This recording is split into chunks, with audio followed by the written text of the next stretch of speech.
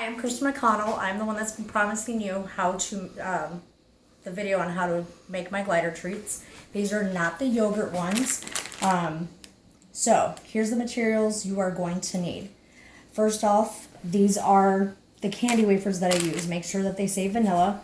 You can pick these up from a few different places. First off, Walmart carries them. I buy mine usually from, the closest place for me is Hobby Lobby. You can get them at Joann's, you can get them at Michael's. The biggest thing you need to make sure is that it says vanilla flavored. Vanilla, vanilla, vanilla, vanilla. This particular one did come from Walmart because Hobby Lobby didn't have this particular color. So as you can see, I have different colors here. That's how I make my colors instead of using food coloring. So basically it's Art 101.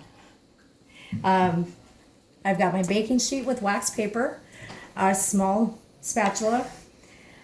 I use a number 5 round tip, which is going to go into my coupler. And then I have 12-inch piping bags, a pair of scissors. And these are the flavorings. You want to use the LorAnn Gourmet Candy and Baking Flavoring. Now these are oils. These are essential oils. They do not contain alcohol or glycol, which I know a lot of you have asked about. They are essential flavorings, essential oil flavorings. So today I'm going to be doing apple, but here's the raspberry, watermelon, raspberry, cherry. I also have pomegranate, green apple, kiwi, strawberry, and a few other flavors on the way, including peach. You will also need something to put your piping bag into in order to load this stuff in for when you get ready. And then you need a microwavable glass bowl, and then wherever you're going to store them when you're done. You're on. All right, so first things first, you always want to do your prep. I always get my piping bag ready. So you're going to want to cut the tip off, grab the big part of your coupler. Again, you get all your supplies at either Walmart, Hobby Lobby, Joann's, Michael's, any crafting store usually.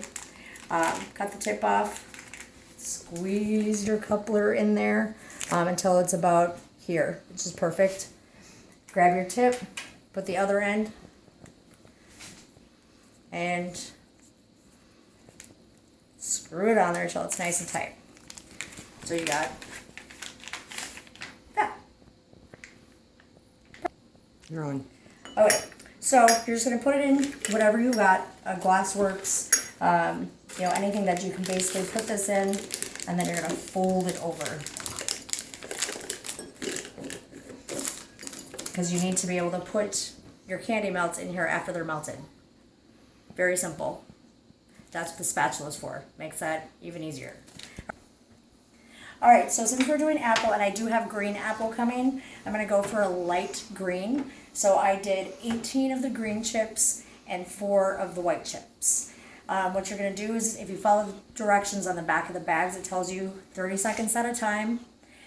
So you put them in the microwave, 30 seconds, take them out, check them, stir them, 30 seconds, until they're nice and creamy, and it's nice and smooth.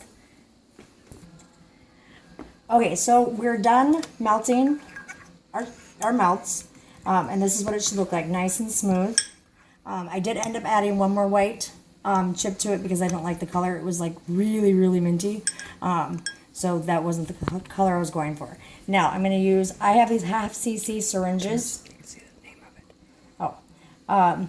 I have these half cc syringes because I do baby bats during baby bat season, so not everybody's going to have these, but you can get little eyedropper type things at the hobby stores. So I start out with small increments to start with, and then I taste from there. So I'm just going to do a little bit at a time. Mix it in. How much small increment? I used about 0.1.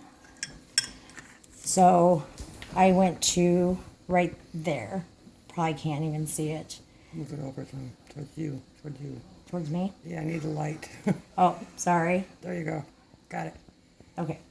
So I mix that in. Typically, by the time I get done, and once they're in the box, once I take the lid off the box, I can pretty much smell the flavor. And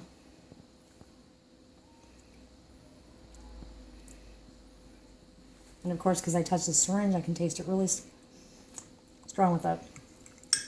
Not quite there yet. And of course, everybody's gliders are different. But like I said, I go in small increments because I don't want to over flavor. And these happen to be highly strong. So don't go overboard. But you want to mix them in really good before you try and taste them, because you want everything even. And don't worry, you've got time, because by the time you're done, it's about 1.5 minutes before you have everything melted evenly. And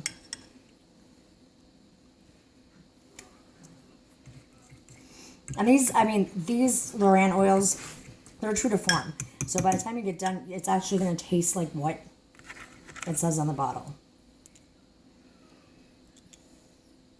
So I think just a little bit more and we should be there.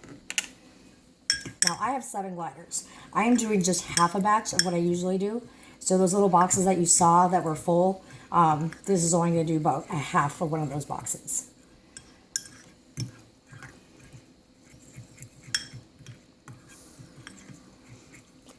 Now I live in a small town, so so for me, I have to kind of look all over the place.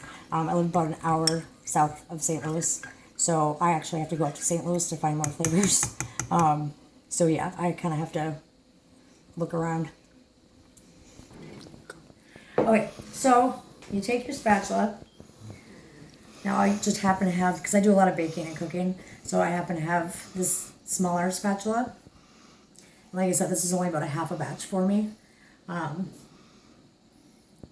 And this really doesn't take that long. And this isn't a recipe I got anywhere. It's just one that I just kind of threw together. So it's probably not any different than anybody else's. But considering I do bake a lot, this was pretty easy. So I'm going to get as much as I possibly can into my bag. If you decorate cakes, you do any type of decorating like that, then you're going to have an easy time with the piping. If you don't, then it's going to take you a minute to get this down. I know a few people commented and said that, it looked like they'd come out of a machine. They didn't. I did it myself. I like to make them a little bit smaller because I do have 6-month-old Joys. And I'm a mean mommy.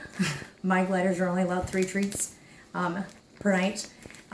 If I get up really early in the morning, then they're allowed a few more treats before they go to bed. If my friends are over, then they tend to spoil them and they get way more. Like my friends today. So when I said, no, they already got their treats this morning. Well, it's okay, I'm here. And I'm like, oh, okay, but they already got their treats. And I told them, good night, time for bed. Yeah, that didn't work. So as you notice, I did everything over the jar. So, and you watched me push everything down. Now I actually cut my wax paper to fit the pan. If not, the way wax paper comes out, it's wider than the pan is. Now my pan, I picked this size because it fits in my freezer, and that's how I set them at the end. Thanks, Amanda. So you're going to take your piping bag, and you don't want to really press down because you don't want it to start spilling out the end. What I'm doing is I'm trying to get all the air bubbles out. And you'll have to excuse me. We planned on doing this way earlier today, but we had a horse emergency. And as you can see, I'm a vet tech, so that kind of came first. All right, so let's see if I can do this in a way that you guys can see it. So just go real slow. There is no real technique to this. They're just little blobs. You just kind of want them to look like chocolate chips. Okay. So you can make them as big or as small as you want. It's up to you. If you prefer, I'll make them for you. I actually have quite a bit of fun doing this. I used to do it standing over my stove, but you know what? That starts to hurt after a while because you're, hunched over. So with the amount that I typically make at one time, sitting at my table is much easier.